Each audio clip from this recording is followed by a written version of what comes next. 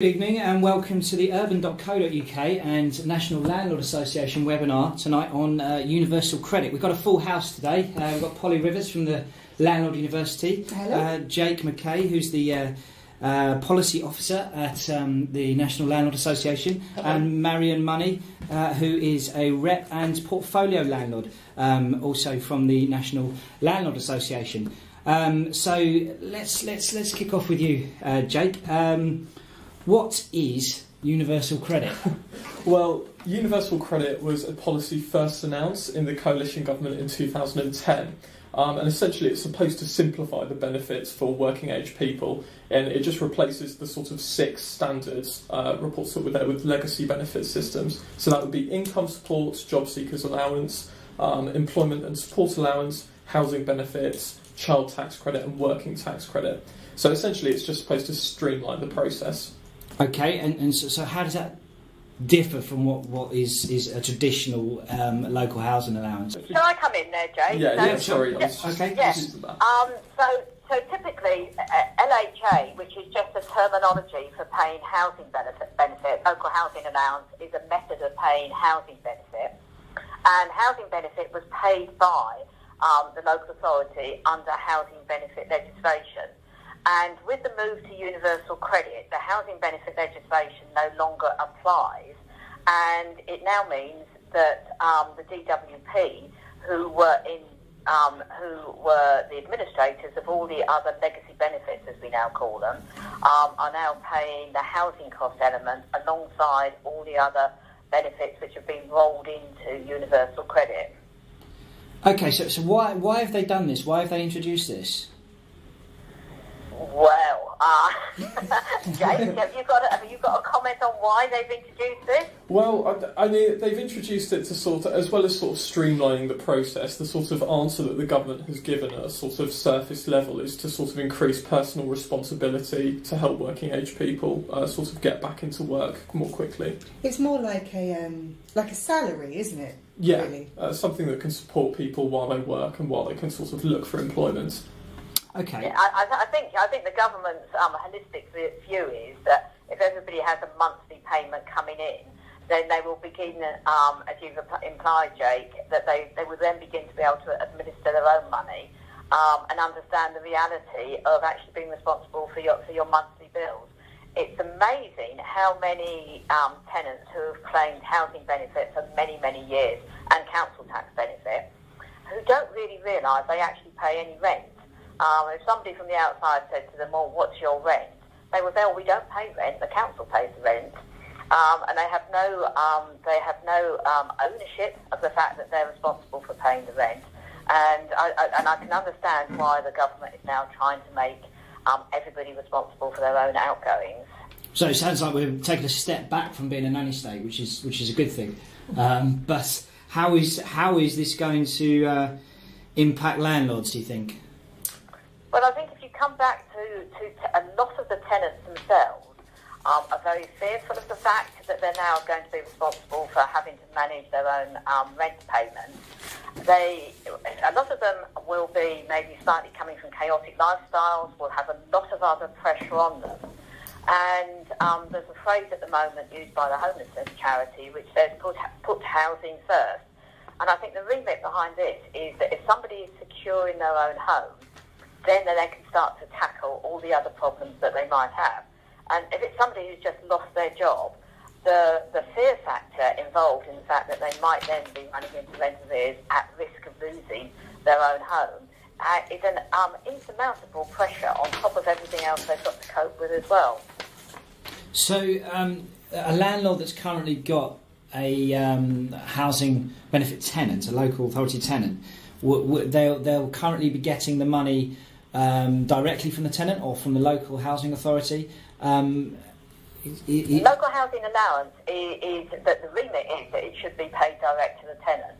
But in the majority of cases, most landlords and tenants themselves have been able to make a case for that being paid direct to the landlord. There was a phrase introduced in 2010 which said that to create and sustain a tenancy, a landlord could apply for the LHA, local housing allowance, to be paid to them direct. and that seems to have been adopted by most local councils, although by remit, NHA is still paid direct to the tenants. Right, so will that option to go straight to the landlord, will that fall away now with universal credit?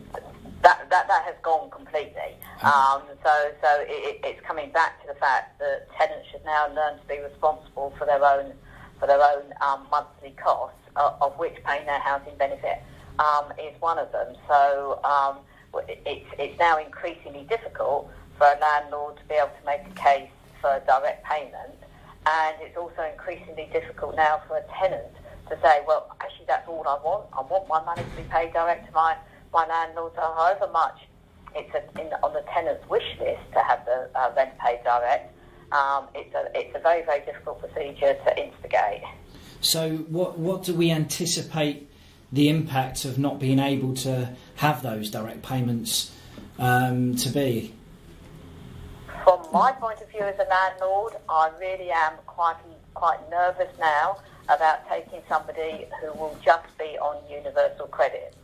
If I was looking to take a tenant on universal credit, I would want there to be the support of either a housing charity or the local council behind them. I'd be very, very nervous just about taking somebody new on universal credit who I didn't know. Some of my tenants are, by transition, moving over to universal credit. That's a slightly different matter because I know them, they've been with me a fairly long time. But just taking something new who had no knowledge of at all on universal credit without the reassurance of direct payment would make me very, very nervous. And Jake, what's the NLA's take on that? The NLA's is pretty much what Marion said, to be honest. Okay, so there's just a lot of nervousness around new landlords. What would happen? What would be the situation? Obviously, if you've got tenants who you can make a decision if you've got a new tenant that approaches you who's on universal credit, but what would be the procedure that a tenant would have to take if they found themselves needing to move on to universal credit when they're already in a rented property? Well, essentially, when you talk to it, you'll need to apply online and work with the landlord for the IT system. So essentially, the process of that is something that a lot of tenants have had difficulty with. Mm-hmm. So you will need your kind of a bank account, email address, national insurance number. You need those kind of things to verify yourself. You'll also need kind of information about housing and how much rent you pay, details of your income and savings or investments. It's pretty much quite a difficult process to verify your identity online.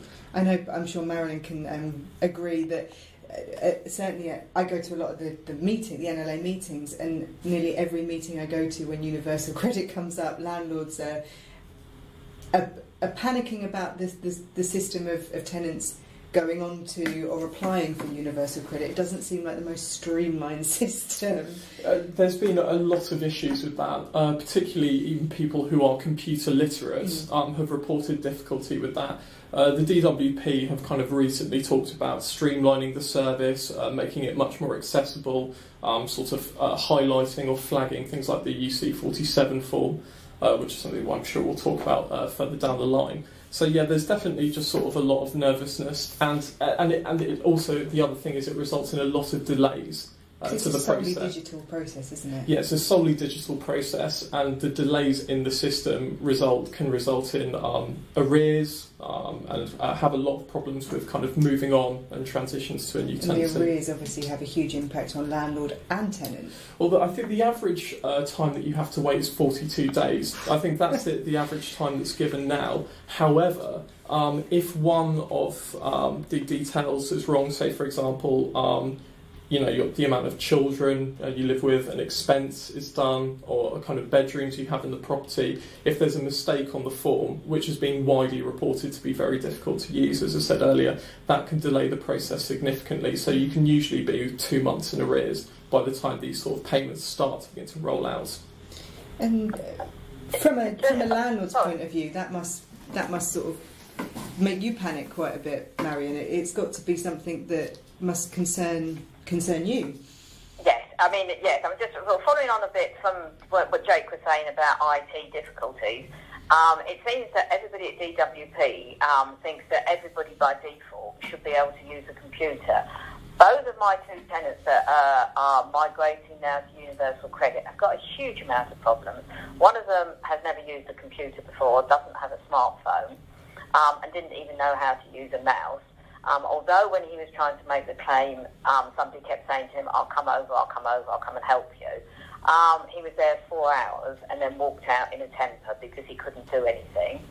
And my other tenant, English isn't his first language. We have a lot of trouble communicating between him and I when we're face to face, let alone trying to establish the claim onto Universal Credit. However much I'm trying to help him, it is really becoming to be insurmountable. Whereas when he was on housing benefit, the local council arranged a translator, and it worked.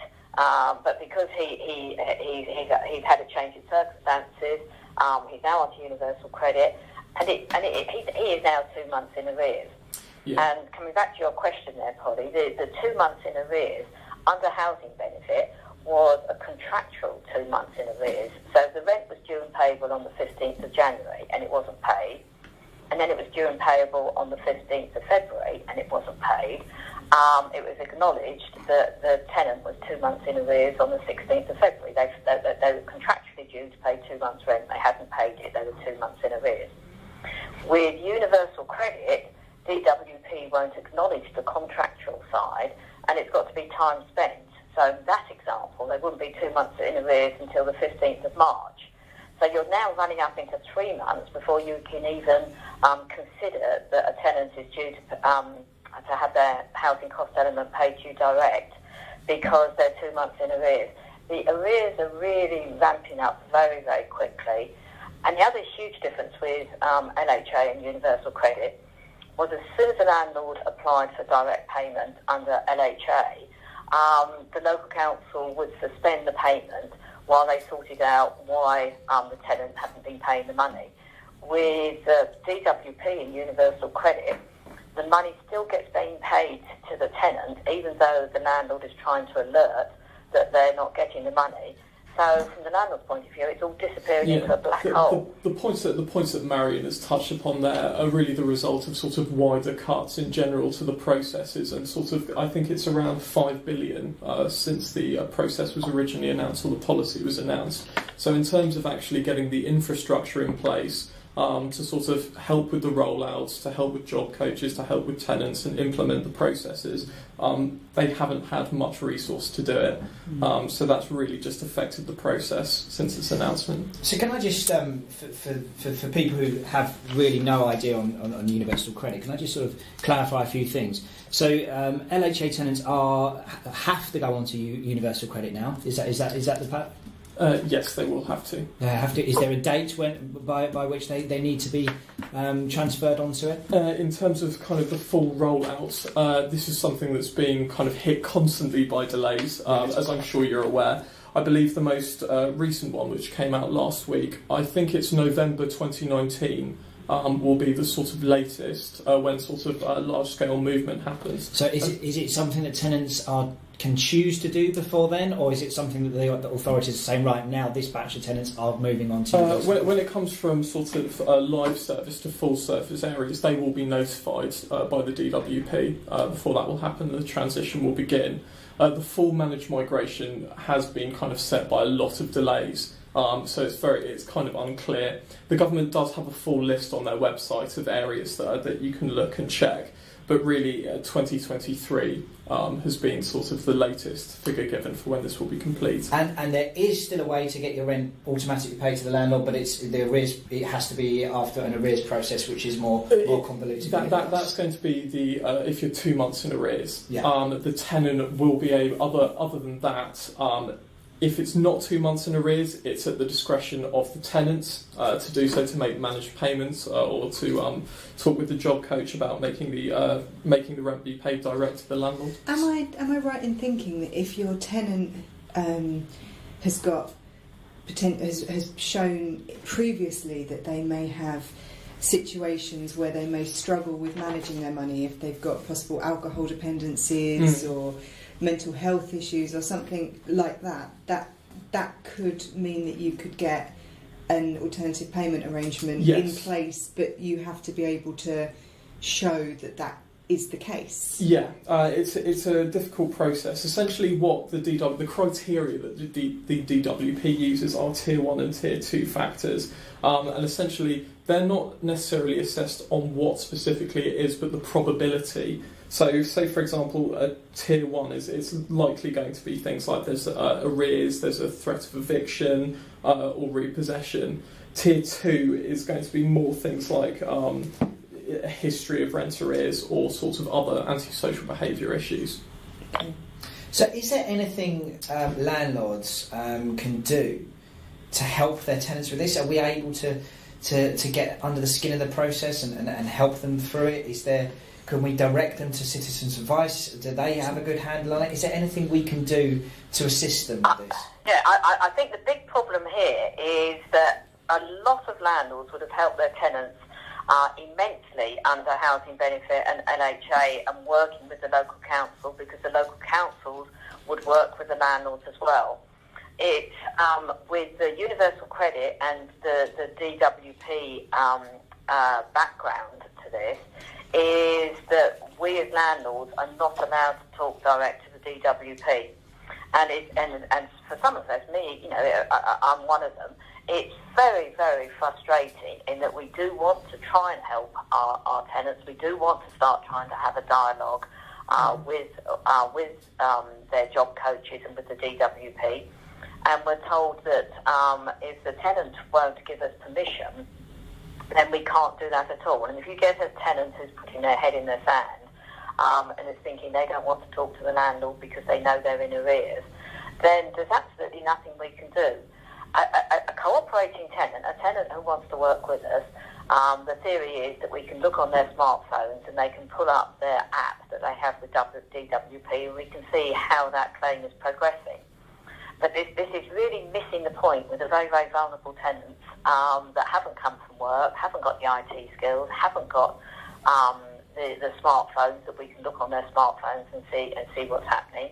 And that's where there's this huge big problem that is looming, that not everybody is going to be able to cope with the technology, and the most vulnerable are the ones that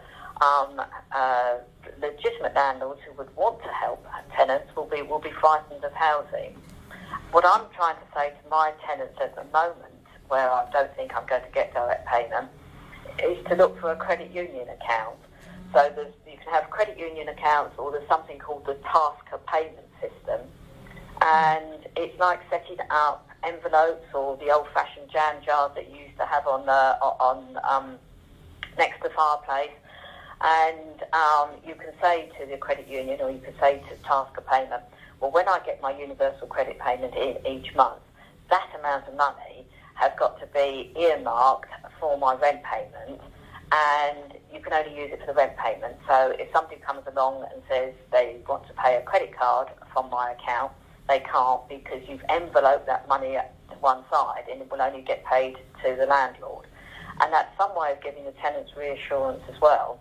But the tenant's got to be proactive in setting up these accounts. So again, it's got to be a tenant that wants to work with you. So I think the advice there is that, Marion, you sound like you have good communications with your tenants where you can. A lot of landlords don't, and obviously sometimes that's not their fault. As you said, sometimes there's situations where it's not possible, unfortunately. But if you currently don't have that communication, but it's possible to create that relationship, then you should be looking to start communicating with your tenant and reaching out to them. In fairness, it's something we hear time and time again on every webinar, isn't it? Yeah. That good communication with your tenants is invaluable. Yeah. Okay. And see, this is where a landlord managing their own business will be able to dedicate that time. But if you think of a busy letting agent where they've got hundreds of tenants at any one time that they're dealing with, you can understand their reluctance to get involved on a one-to-one basis with a tenant who's now claiming, because you can't underestimate the amount of time that a problem like this will take up. And you are coming down to one-to-one management. You're not getting every month a nice standing order into your bank account and it's a tick box exercise on your rent sheet. There's a lot more day-to-day communication and a lot more worry from the tenant's point of view and ours as landlords as well. So if you've got LHA properties, then you need to start thinking about it and getting prepared and getting that advice to ensure that you're well prepared when the day comes. Yes, and understanding what's going to be your principle. Under local housing allowance, a lot of landlords were fairly relaxed because they knew the rent was going to be coming to them, and I've always adopted the phrase, low rent is better than no rent. So if you're getting slightly less, or sometimes it's considerably less on housing benefit than you would get on market rent, when it was being paid by the local authority, it would come to you every 4 weeks, and unless there was a real problem, it wasn't stopped. You haven't got that certainty with universal credit, and you're still taking a lot less than market rent. So my time-honoured phrase of low rent is better than no rent doesn't really work with a tenant on universal credit.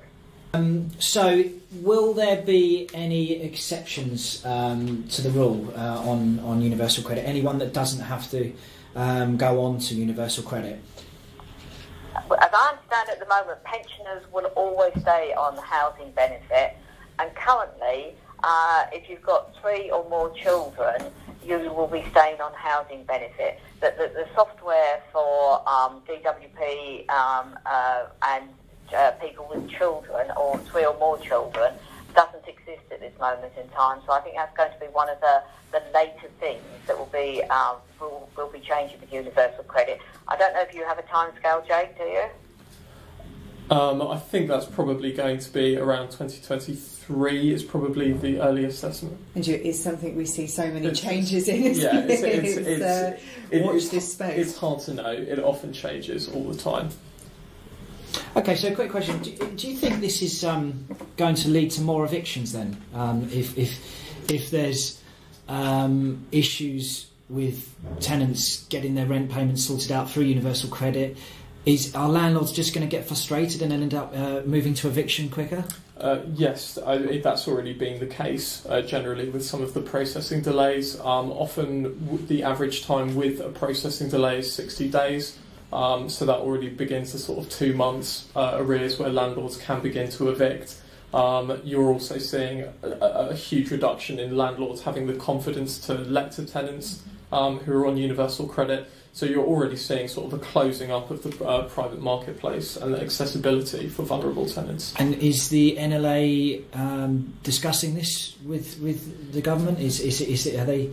I mean, it's absolutely a priority. I mean, the role that private landlords play in private housing and sort of providing space for vulnerable tenants is key. And it's really about sort of making the process as easy as possible, whether that's streamlining the IT process, as mentioned earlier, whether that's encouraging sort of good practice guides for landlords and tenants to interact better.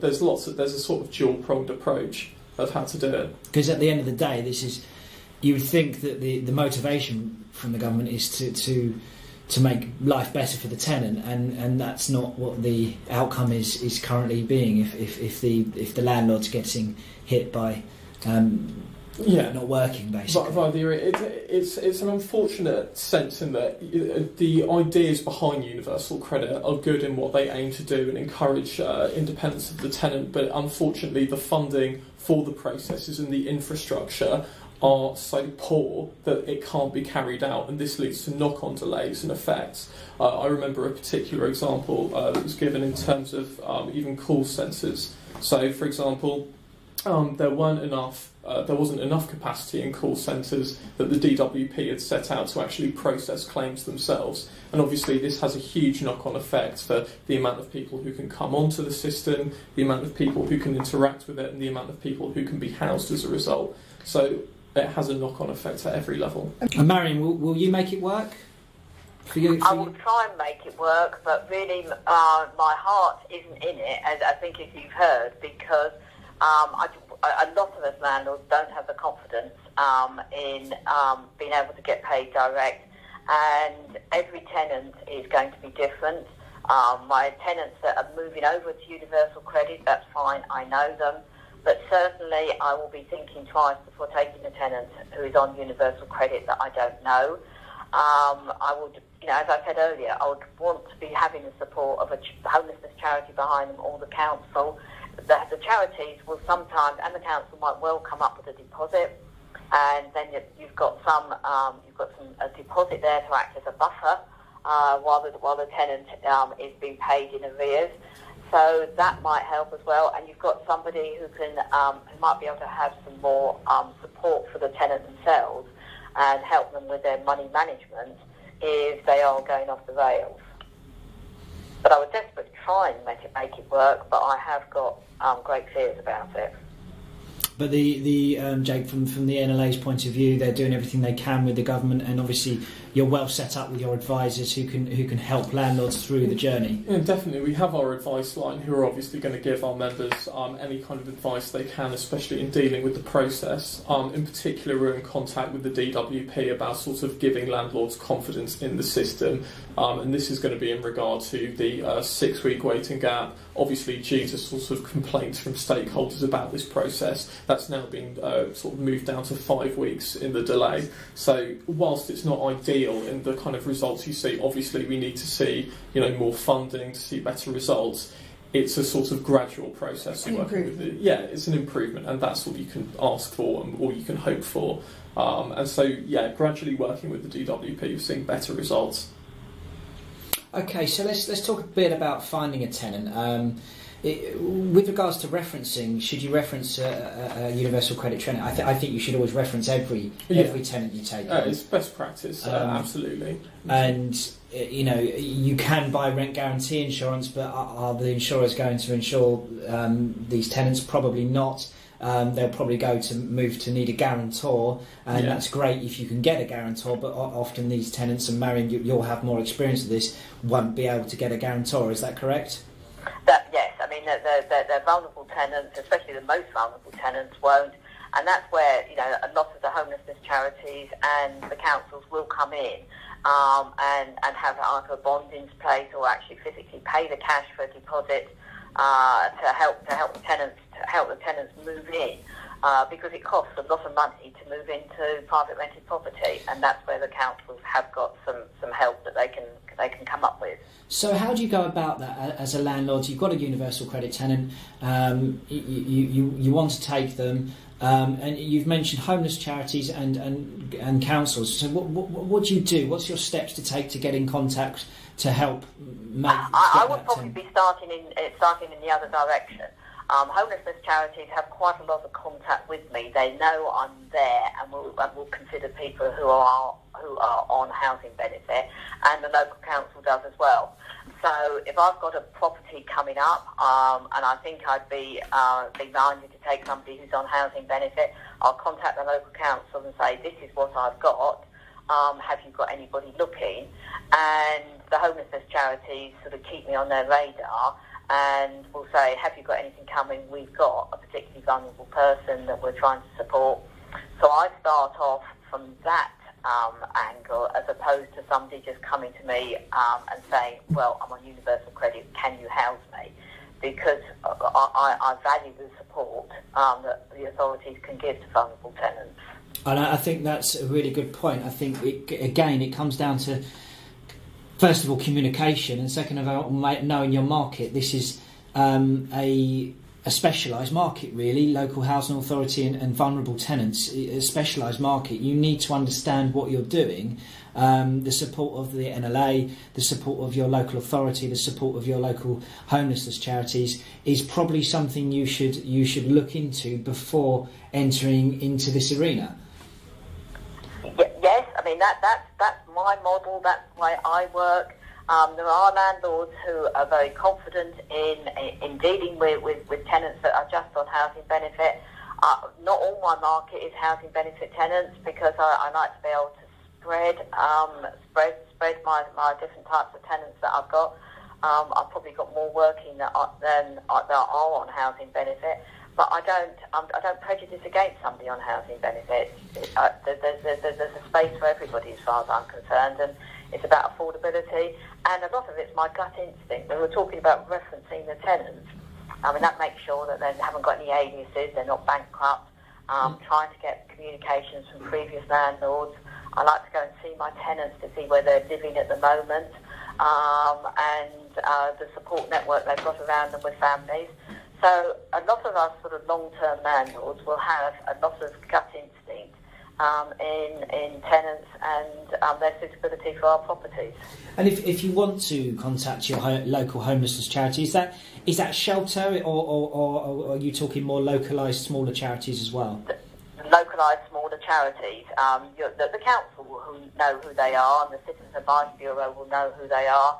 So I'm from Kent, and probably the largest charity is somebody called Porchlight. They're a very, very big professional organisation, but their remit is actually to help single homeless.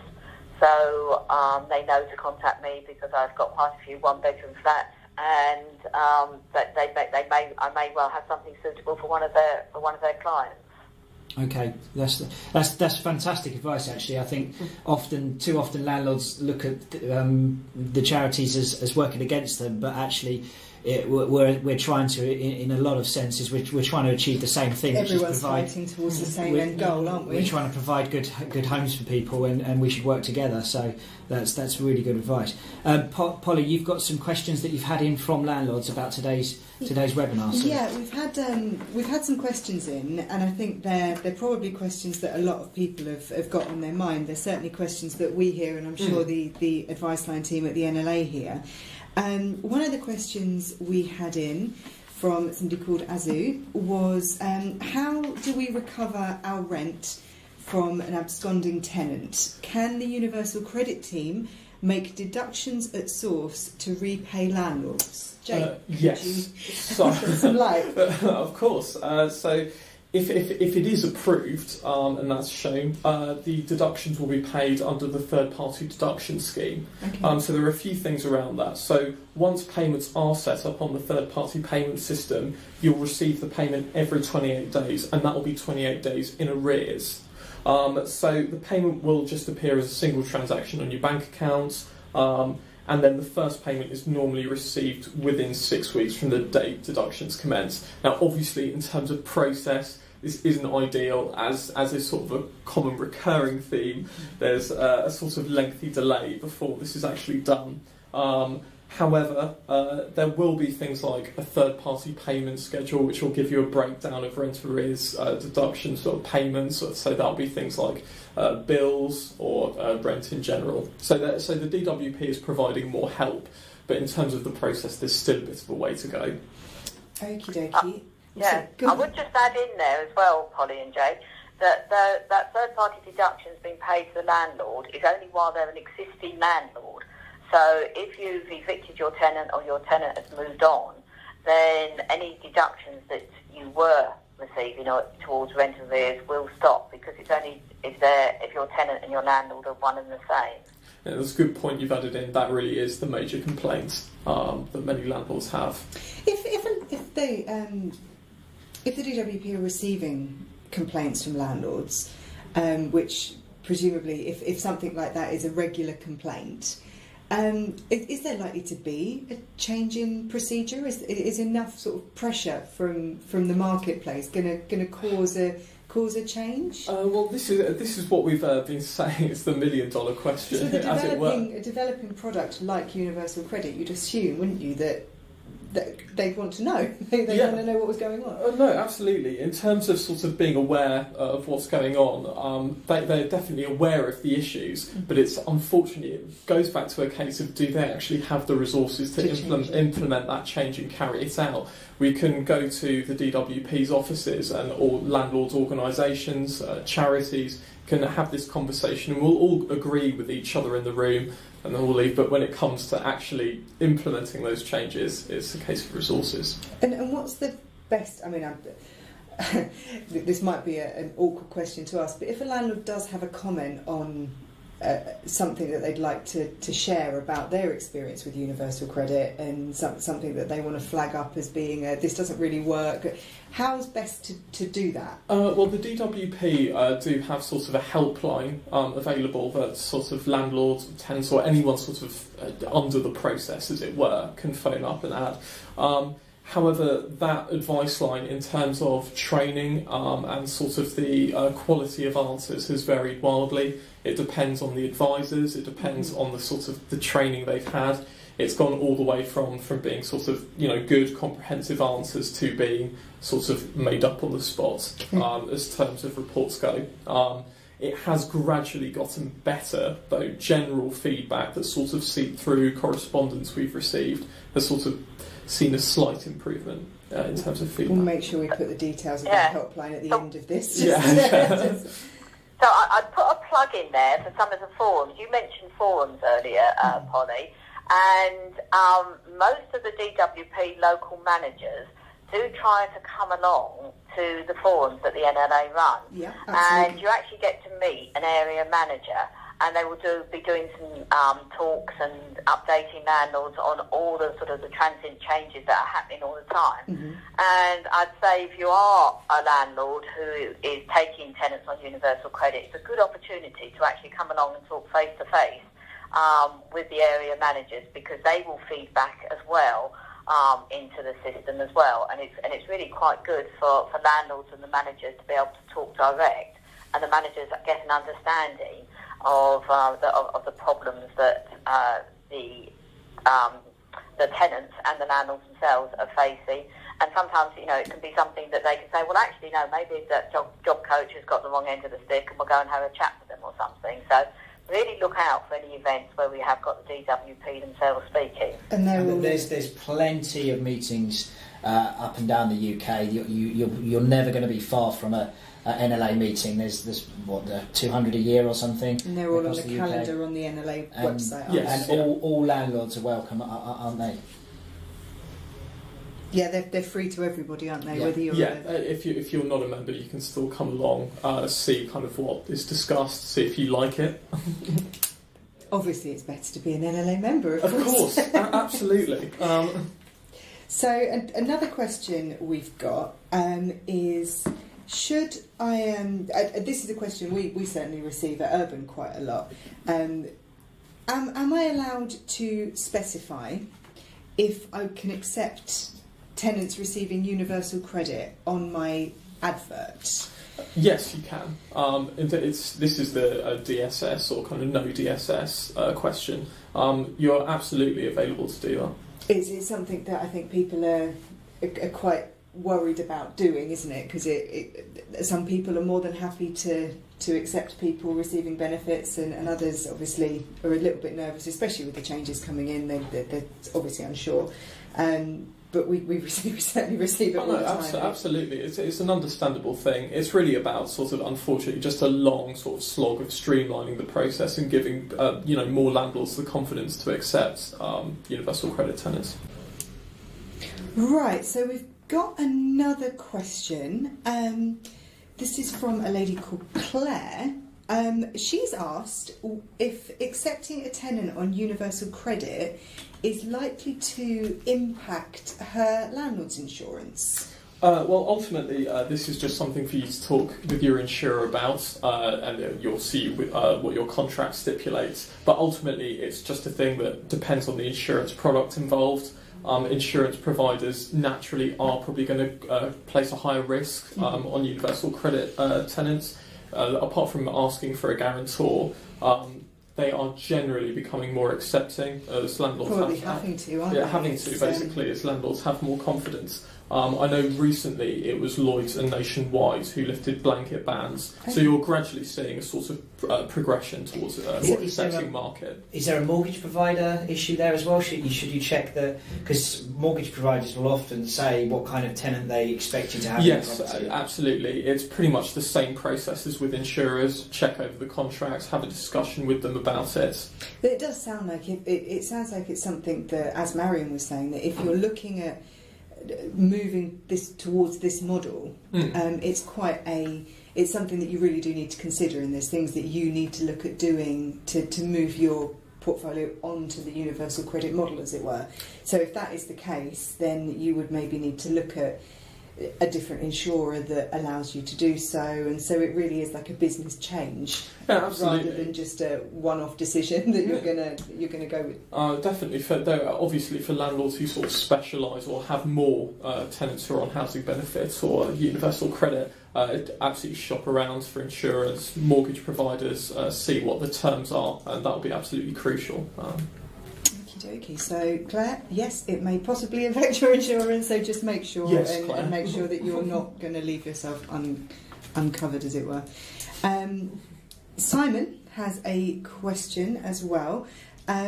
He's obviously considering looking at the way of working, and has asked that if the council pay a tenant's deposit, is there any paperwork that he has to serve the council, or would the paperwork, presumably the prescribed information, have to go to the tenant?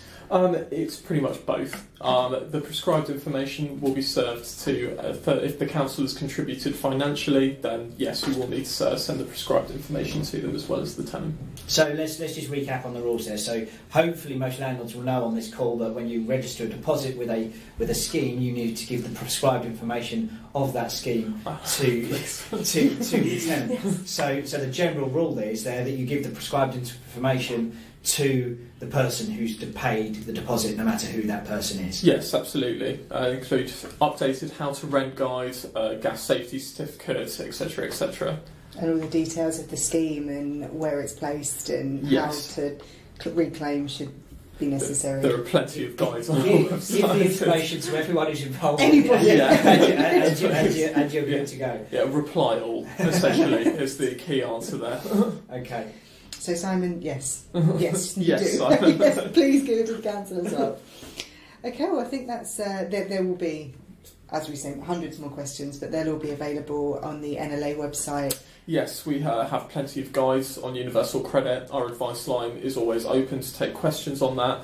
We also have special advice from the policy department if you have sort of a more taxing issue. I know Dan's been chatting to people on chat tonight. Hopefully he's been answering some of your questions live, but we will go through all of the questions that you asked when you registered, and any that he wasn't able to answer online live. And we'll answer all of those with the help of the team from the advice line, and they'll be posted alongside the recording of this evening's event up on the Landlord University and on the NLA's blog as well. So you'll be able to check back and see the full answer to your question as answered by the NLA's advice line and us here at the Landlord University. So to wrap up, Jake, your top 3 tips for landlords going into universal credit? Well, firstly, it would be communication with your tenant. Always, make sure and sort of keep a dialogue for them when they're transitioning over. Probably the second thing would always be get to know the IT process. Delays with that can have huge knock-on effects when it comes to processing the claim and when it comes to enacting the claim. So it's just, unfortunately, learning that process in advance. And thirdly, you can use our advice line, which I would recommend, which is absolutely stellar. Or you could go to the DWP's helpline. Often there's huge knowledge gaps on significant areas of universal credit that landlords generally have when it comes to things like rent arrears, when it comes to payments, when it comes to working with job coaches in particular. The most common sort of issues we see are around those areas. So definitely make sure you get the knowledge ready to equip yourself for it. Marion, anything to add there? Well, no, I put straight away on my list, top of the list was communication, understanding the system. But I would also say, try and work with any support agencies that there are there as well, because I don't think we as a private landlord can take it on entirely by ourselves, the problems that come with universal credit. And local authorities, the Homelessness Reduction Act will always be very, very mindful that they want to try and prevent homelessness, and so they will be very much trying to work with us as landlords. So I would say communication with the local authority very, very important as well. I must admit, I think that's one of my biggest takeaways from today. I don't actually have any local authority tenants, but I think if I did, I would be picking up the phone today to local charities and authority to see what support network I can gain for myself. Absolutely. I would just like to add as well, when it comes to budgeting, I think that's another key area when you're sort of looking at support agencies and your tenant. I think sort of gauging affordability and things like that, particularly when it all comes to things like advance payments or advance loans that tenants can get and pay off. So that's definitely something to look at.